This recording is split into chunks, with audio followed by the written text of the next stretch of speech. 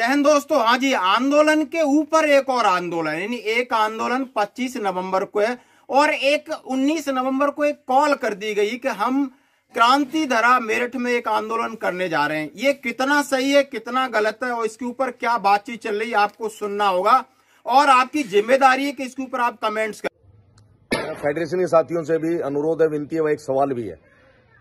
भैया इतनी जल्दी अब हुंकार भरने की क्या आवश्यकता हो गई थी? साबका वालों में कालती रेल रोकोगी, कोई अलग से डिमांड कर नहीं रहे। वन रैंक वन पेंशन की उनकी डिमांड है या कोई अलग डिमांड लग रही है आपको? एक प्रेशर बनता, लेकिन आप उसको पता नहीं कमजोर करना चाहते हैं या क्या इरादा आपका। आपने हुंकार भरी, हो सकता है मेरी सोच गलत हो, मुझे गलत दिखाई देता हो, लेकिन पीछे 4-5 बार ऐसा हो चुका है। 17 सितंबर को रेवाड़ी में रैली थी आपने, 17 सितंबर को कठुआ में की, 4-5-6 की पदयात्रा दी आपने, 5 को जयपुर में एक कॉल कर दी। अब 25 नवंबर को रेल रोको आंदोलन की कॉल साबका वालों ने दे रखी है आपने, 19 नवंबर को हुंकार भर दी।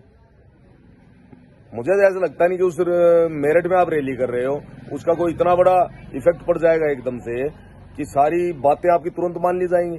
करेंगे क्योंकि जैसा हम सभी जानते हैं कि सबका सैनिक संघर्ष कमेटी ने पिछले 3 महीनों से पहले बना के रखा है कि 25 नवंबर को हम रेल रोको कार्यक्रम करने जा रहे हैं। इसकी चिट्ठी हम आपके साथ शेयर कर रहे हैं। बिल्कुल उन्होंने माननीय प्रधानमंत्री, रक्षा मंत्री जी के कार्यालय में पहुंचा दिया है, उसका एक्नॉलेजमेंट ले लिया है, उसकी पूरी ऑफिशियल तैयारी कर ली है और एम वही है कि जवानों को न्याय दिलाना। आखिर अभी एक और कॉल हुई है जिसका मैं पत्र आपके सामने शेयर कर रहा हूं और जिसमें 19 नवंबर यानी उनसे आप 6-7 दिन पहले के मेरठ में हम एक आंदोलन, एक रैली करने जा रहे हैं। किस लिए करने जा रहे हैं? वो आरोपी के लिए।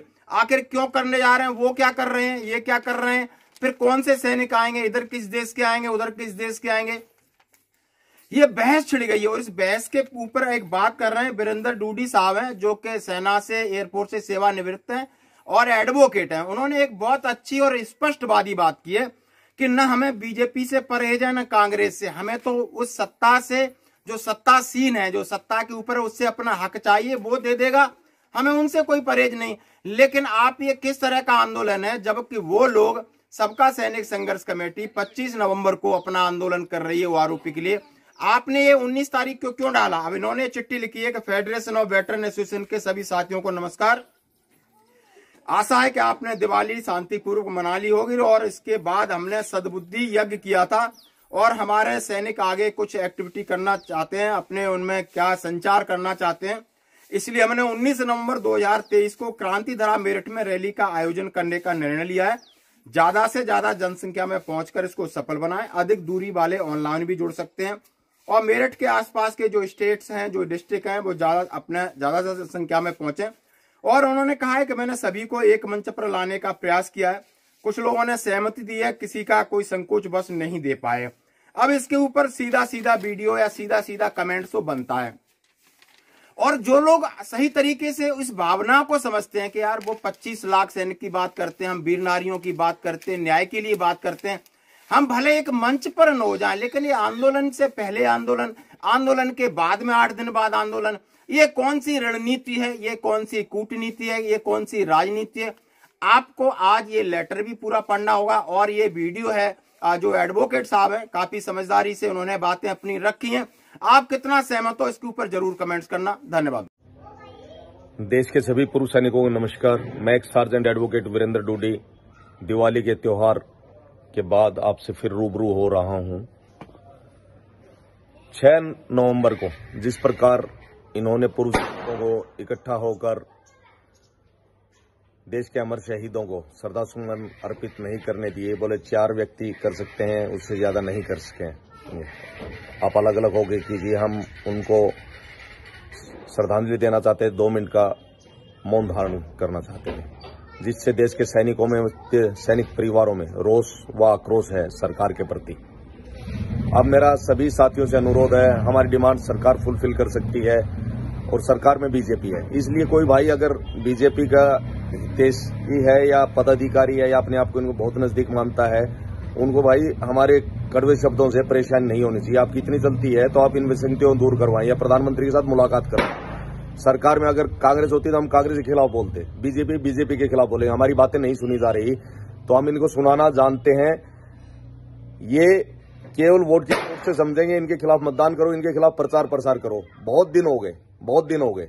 और फेडरेशन के साथियों से भी अनुरोध है, विनती है, वह एक सवाल भी है।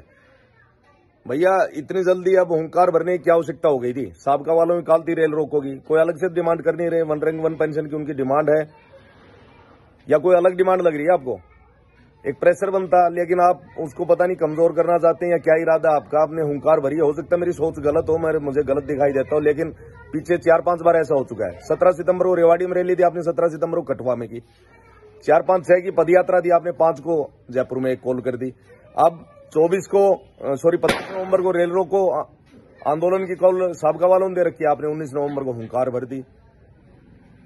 मुझे ऐसा लगता नहीं कि उस मेरठ में आप रैली कर रहे हो उसका कोई इतना बड़ा इफेक्ट पड़ जाएगा एकदम से कि सारी बातें आपकी तुरंत मान ली जाएंगी।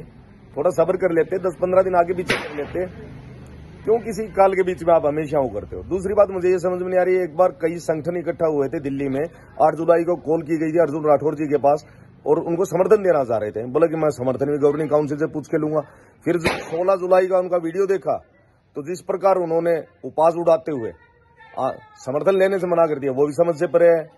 फिर उसके बाद 23 जुलाई को जब जंतर मंतर से बोल रहे थे तो बोला हम विरोधियों को बता देना चाहते हैं। भैया कोई विरोधी नहीं है, राठौर साहब आप सीनियर आदमी हो, कोई विरोधी नहीं है।